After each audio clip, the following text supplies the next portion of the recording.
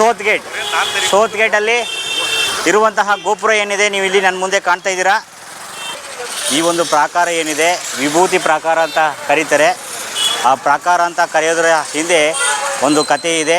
ಇದನ್ನು ದೇವಸ್ಥಾನ ಕಟ್ಟುವಂತಹ ಸಂದರ್ಭದಲ್ಲಿ ಸಾಕ್ಷಾತ್ ಶಿವನೇ ಆ ಕೆಲಸಗಾರರ ಜೊತೆಯಲ್ಲಿ ಸೇರಿಕೊಂಡು ಈ ಒಂದು ಗೋಪುರವನ್ನು, ಈ ಕಟ್ಟಡವನ್ನು ನಿರ್ಮಾಣ ಮಾಡ್ದ ಅಂತ ಹೇಳಿ ಪ್ರತೀತಿ ಇದೆ. ಜಂಬುಲಿಂಗೇಶ್ವರನ ಸ್ವಾಮಿ ಏನಿದ್ದಾರೆ ಆ ಒಂದು ದರ್ಶನ ಮಾಡೋಣ. ಬಟ್ ಒಳಗಡೆ ಹೋಗಲಿಕ್ಕೆ ವಿಡಿಯೋ ಅಲೋಡಿಲ್ಲ. ಆದ್ರೂ ಹೊರ ಪ್ರಾಕಾರ ಏನಿದೆ ಆ ಒಂದು ಪ್ರಾಕಾರದಲ್ಲಿ ತೋರಿಸುವಂತಹ ಪ್ರಯತ್ನ ಮಾಡ್ತೀನಿ. ಬನ್ನಿ ನೋಡಿ, ನನ್ನ ಹಿಂದೆ ನೀವು ಇಲ್ಲಿ ನೋಡ್ಬೋದು.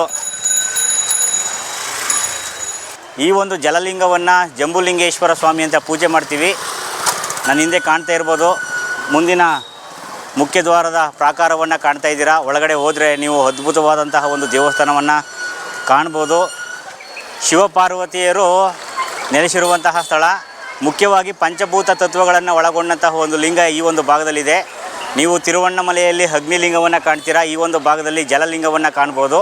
ಆ ಜಲಲಿಂಗವನ್ನು ಹಿಂದೆ ಇಲ್ಲಿ ಪಾರ್ವತಿ ಪೂಜೆ ಮಾಡಿ, ಈ ಹಿಂದೆ ಇಲ್ಲಿ ತಪಸ್ಸನ್ನು ಮಾಡಿ ಶಿವನನ್ನು ಆರಾಧಿಸಿ ಶಿವ ಈ ಒಂದು ಸ್ಥಳದಲ್ಲಿ ಪ್ರತ್ಯಕ್ಷನಾಗಿ ದರ್ಶನವನ್ನು ಕೊಟ್ಟ ಅಂತ ಪ್ರತೀತಿ ಇದೆ. ಆ ಒಂದು ಕಥೆಗೆ ಹಿನ್ನೆಲೆಗೆ ಸಂಬಂಧಪಟ್ಟಂತಹ ಒಂದು ಕ್ಷೇತ್ರವಾಗಿದೆ ಸ್ನೇಹಿತರೆ.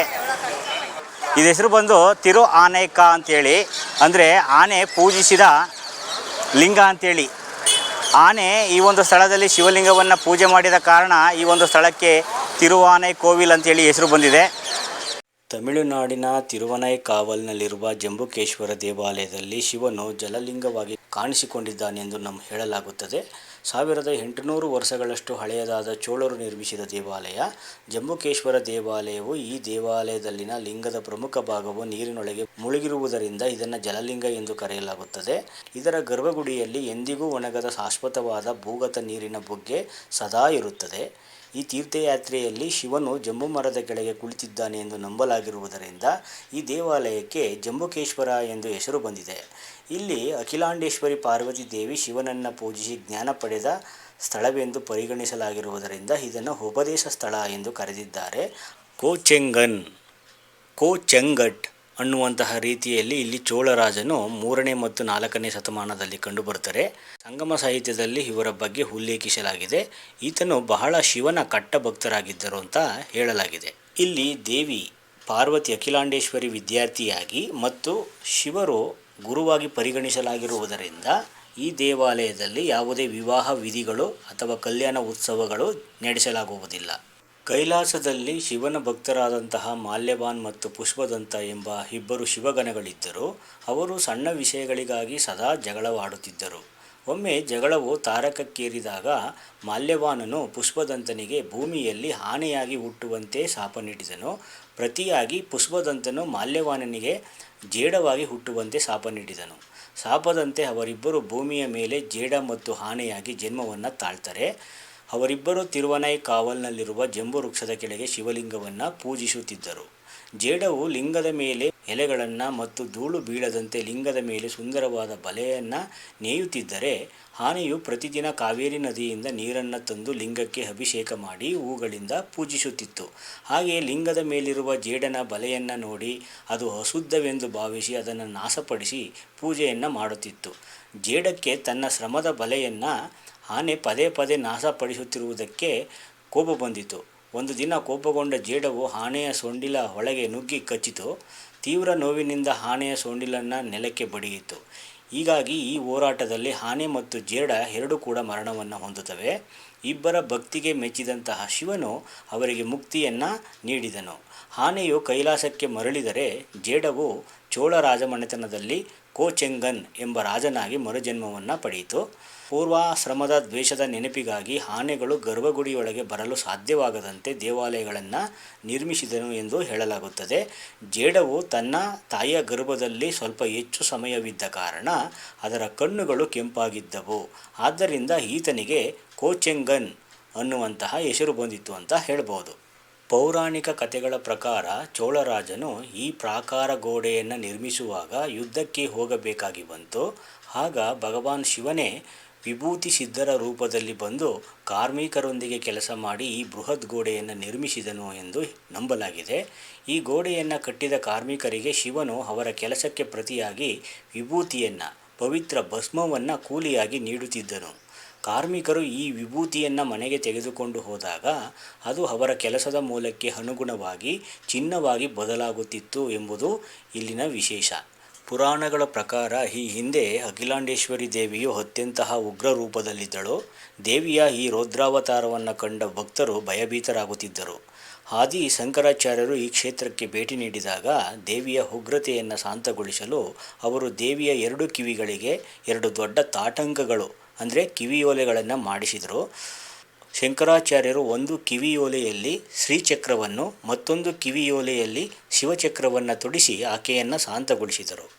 ದೇವಿಯ ಉಗ್ರತೆಯನ್ನು ಮತ್ತಷ್ಟು ಕಡಿಮೆ ಮಾಡಲು ಆಕೆಯ ಎದುರಿಗೆ ಆಕೆಯ ಮಗನಾದ ಪ್ರಸನ್ನ ಗಣಪತಿಯ ವಿಗ್ರಹವನ್ನು ಸ್ಥಾಪಿಸಲಾಯಿತು. ತಾಯಿ ತನ್ನ ಮಗನನ್ನು ನೋಡುವಾಗ ಯಾವಾಗಲೂ ಪ್ರೀತಿ ಮತ್ತು ಕರುಣೆಯಿಂದ ಇರುತ್ತಾಳೆ ಎಂಬುದು ಇದರ ಹಿಂದಿನ ಉದ್ದೇಶ. ಈ ಒಂದು ದೇವಸ್ಥಾನದ ಭಾಗದಲ್ಲಿ ಜಂಬೂ ತೀರ್ಥವನ್ನು ನೀವು ಕಾಣ್ತೀರಾ. ಹಾಗೆ ಅಪೂರ್ವವಾದ ಪೂಜೆ ಅಂದರೆ ಪ್ರತಿದಿನ ಮಧ್ಯಾಹ್ನ ಅರ್ಚಕರು ಸ್ತ್ರೀ ವೇಷ, ದೇವಿಯ ವೇಷವನ್ನು ಧರಿಸಿ ಶಿವನಿಗೆ ಪೂಜೆ ಮಾಡುತ್ತಾರೆ. ಇದು ದೇವಿ ಅಖಿಲಾಂಡೇಶ್ವರಿಯೇ ಶಿವನನ್ನು ಪೂಜಿಸುವುದನ್ನು ಸಂಕೇತಿಸುತ್ತದೆ. ಸಾಕ್ಷಾತ್ ಶಿವನೇ ವಿಭೂತಿ ಸಿದ್ಧರ ರೂಪವಾಗಿ ಬಂದು ಕಾರ್ಮಿಕರೊಡನೆ ಈ ಒಂದು ಮಹಾನ್ ಗೋಡೆಯನ್ನು ನಿರ್ಮಿಸಿದ ಕಾರಣ ವಿಭೂತಿ ಪ್ರಾಕಾರ ಅಂತ ಹೇಳಿ ಆ ಗೋಡೆಯನ್ನು ಕರೆಯಲಾಗುತ್ತದೆ. ಅದನ್ನು ನೀವು ಇವತ್ತು ಕೂಡ ಕಣ್ಣಿಂದ ನೋಡಬಹುದು. ಕೋಚೆಂಗನ್ ಚೋಳ ಕಾವೇರಿ ನದಿಯ ದಡದಲ್ಲಿ 70ಕ್ಕೂ ಹೆಚ್ಚು ದೇವಾಲಯಗಳನ್ನು ನಿರ್ಮಿಸಿದ ಶ್ರೇಯಸ್ಸು ಇವರಿಗಿದೆ.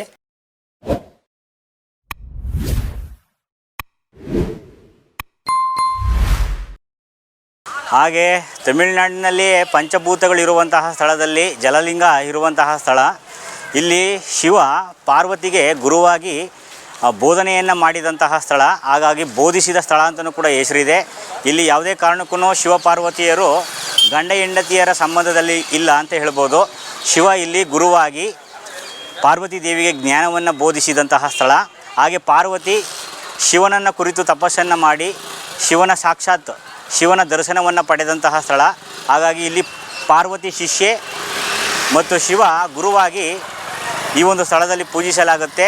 ಯಾವುದೇ ಕಾರಣಕ್ಕೂ ತಿರುಕಲ್ಯಾಣ ಅಂದರೆ ವಿವಾಹ ಕಾರ್ಯಗಳನ್ನು ಈ ಒಂದು ದೇವಸ್ಥಾನದಲ್ಲಿ ನಡೆಸಲಾಗುವುದಿಲ್ಲ. ಇಲ್ಲಿ ಶಿವಪಾರ್ವತಿಯರು ಗುರು ಶಿಷ್ಯರ ಸಂಬಂಧವನ್ನು ಒಳಗೊಂಡಂತಹ ಒಂದು ಸ್ಥಳ. ಇದೊಂದು ವಿಶೇಷ ಅಂತ ಹೇಳ್ಬೋದು. ಶ್ರೀರಂಗಂನಿಂದ ಒಂದು 2.5-3 ಕಿಲೋಮೀಟ್ರ್ ಒಳಗಡೆ ಬಂದರೆ ನಿಮಗೆ ಈ ಒಂದು ಟೆಂಪಲ್ ಸಿಗುತ್ತೆ. ಪಂಚಭೂತಗಳಲ್ಲಿ ನೀವು ನೋಡಲೇಬೇಕಾದಂತಹ ಒಂದು ಲಿಂಗ, ಜಲಲಿಂಗ ಇರುವಂತಹ ಕ್ಷೇತ್ರ ತಿರುವಾನೆ ಕೋವಿಲ್. ನಿಮಗೆ ನಾಮಕ್ಕಲ್ ಅಂತೇಳಿ ಒಂದು ಸ್ಥಳ ಸಿಗುತ್ತೆ. ಅದು ಕೂಡ ಒಂದು ನೋಡುವಂತಹ ಪ್ಲೇಸ್. ನಾಮಕ್ಕಲ್ಲಲ್ಲಿ ಆಂಜನೇಯ ಸ್ವಾಮಿಯ ದೇವಸ್ಥಾನವೂ ಕೂಡ ಇದೆ, ಅದನ್ನು ಕಾಣ್ಬೋದು. ಮತ್ತು ನಾಮಕ್ಕಲ್ ಫೋರ್ಟ್ ಇದೆ, ನೀವು ಅದನ್ನು ಕೂಡ ವೀಕ್ಷಣೆ ಮಾಡ್ಬೋದು. ಅಕ್ಕಪಕ್ಕದಲ್ಲಿ ನಿಮಗೆ ತಿರುಪತ್ತೂರು ಅಂತೇಳಿ ಇಲ್ಲೊಂದು ಬ್ರಹ್ಮನ ಒಂದು ದೇವಸ್ಥಾನವೂ ಕೂಡ ಇದೆ. ಇಲ್ಲಿಂದ 30 ಕಿಲೋಮೀಟ್ರ್ ಹೋದರೆ ನೀವು ತಿರುಪತ್ತೂರು ಬ್ರಹ್ಮೇಶ್ವರರ ದೇವಸ್ಥಾನವನ್ನು ಕೂಡ ನೀವು ಕಾಣ್ಬೋದು.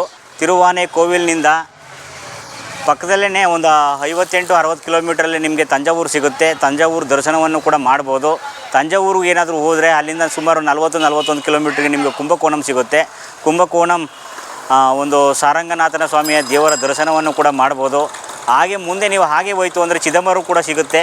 ಚಿದಂಬರಮಲ್ಲಿ ತಿಲ್ಲೈ ನಟರಾಜ್ ಸ್ವಾಮಿಯ ದರ್ಶನವನ್ನು ಕೂಡ ಮಾಡಿ ಹಾಗೆ ಪುದುಚೇರಿ ಮುಖಾಂತರ ಚೆನ್ನೈಗೆ ಹೋಗ್ಬೋದು. ಹೀಗೆ ಪ್ಲ್ಯಾನ್ ಮಾಡ್ಕೊಂಡು ಬನ್ನಿ. ಪ್ಲ್ಯಾನ್ ಮಾಡ್ಕೊಂಡು ಬಂದರೆ ನೀವು ಇಲ್ಲಿ ಅಕ್ಕಪಕ್ಕದಲ್ಲಿ ಕೆಲವೊಂದು ಸ್ಥಳಗಳಿವೆ, ನೋಡ್ಬೋದು. ಭಾಳ ಚೆನ್ನಾಗಿದೆ. ಹಾಗೆ ಶ್ರೀರಂಗ ದರ್ಶನವನ್ನು ಕೂಡ ಮಾಡಿದ್ದೀವಿ. ಶ್ರೀರಂಗ ದರ್ಶನವನ್ನು ಮಾಡಿ ಈ ಒಂದು ಸ್ಥಳಕ್ಕೆ ಭೇಟಿಯನ್ನು ಕೊಟ್ಟು ಇವಾಗಲೂ ಕೂಡ ಇಲ್ಲಿ ಆ ಶಿವಪಾರ್ವತಿಯರ ದರ್ಶನವನ್ನು ಮಾಡಿ ಈಗ ತಾನೇ ಹೊರಗಡೆ ಬಂದಿದ್ದೀನಿ. ಅತ್ಯದ್ಭುತವಾದಂತಹ ಒಂದು ವಿಶೇಷವಾದಂತಹ ಜಂಬೂ ಮರ ಒಳಗಡೆ ಇದೆ. ಪಾರ್ವತಿ ದೇವಿಯು ತಪಸ್ಸನ್ನು ಮಾಡಿದಂತಹ ಸ್ಥಳ, ಅವರಿಗೆ ಶಿವನು ದರ್ಶನವನ್ನು ಕೊಟ್ಟಂತಹ ಸ್ಥಳ.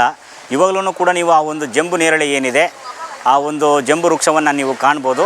ಆ ಜಂಬು ವೃಕ್ಷದ ಕೆಳಭಾಗದಲ್ಲೇ ನಾವು ಶಿವಲಿಂಗವನ್ನು ಕಾಣ್ಬೋದು. ಇವಾಗಲೂ ಕೂಡ ನೀವು ಗರ್ಭಗುಡಿಯ ಪ್ರಾಕಾರಕ್ಕೆ ಹೋದರೆ ಆ ಒಳಭಾಗದಲ್ಲಿ ನೀವು ಮೇಲ್ಗಡೆ ಜಂಬು ಮರ ಏನಿದೆ ಅದು ಇದೆ. ಇವಾಗಲೂ ಕೂಡ ನೀವು ಅದನ್ನು ವೀಕ್ಷಣೆ ಮಾಡ್ಬೋದು. ತುಂಬ ಚೆನ್ನಾಗಿದೆ. ಈ ಒಂದು ಸ್ಥಳಕ್ಕೆ ಬಂದರೆ ಖಂಡಿತವಾಗಿಯೂ ಈ ಜಲಲಿಂಗ ಇರುವಂತಹ ಜಂಬುಕೇಶ್ವರನ ದೇವಸ್ಥಾನಕ್ಕೆ ಭೇಟಿ ಕೊಡೋದನ್ನು ಮರಿಬೇಡಿ. ಸೊ ಈ ವಿಡಿಯೋ ನಿಮಗೆ ತುಂಬ ಇಷ್ಟ ಆಯಿತು ಅಂತ ಅಂದ್ಕೊಂಡಿದ್ದೀನಿ. ಇದು ಬಂದು ಶ್ರೀರಂಗಮಲ್ಲೇ ಇದೆ. ನೀವು ಬಂದು ಈ ಒಂದು ಜಲಲಿಂಗವನ್ನು ದರ್ಶನವನ್ನು ಮಾಡ್ಬೋದು. ಸೊ ಎಲ್ಲರಿಗೂ ಕೂಡ ಧನ್ಯವಾದಗಳು. ಹೀಗೆ ನನ್ನ ಚಾನಲನ್ನು ಸಬ್ಸ್ಕ್ರೈಬ್ ಮಾಡಿ, ಹೀಗೆ ನಿಮ್ಮ ಪ್ರೋತ್ಸಾಹ ಇರಲಿ ಅಂತ ಎಲ್ಲರಿಗೂ ಕೂಡ ನನ್ನ ನಮಸ್ಕಾರಗಳು ವೀಕ್ಷಕರೇ.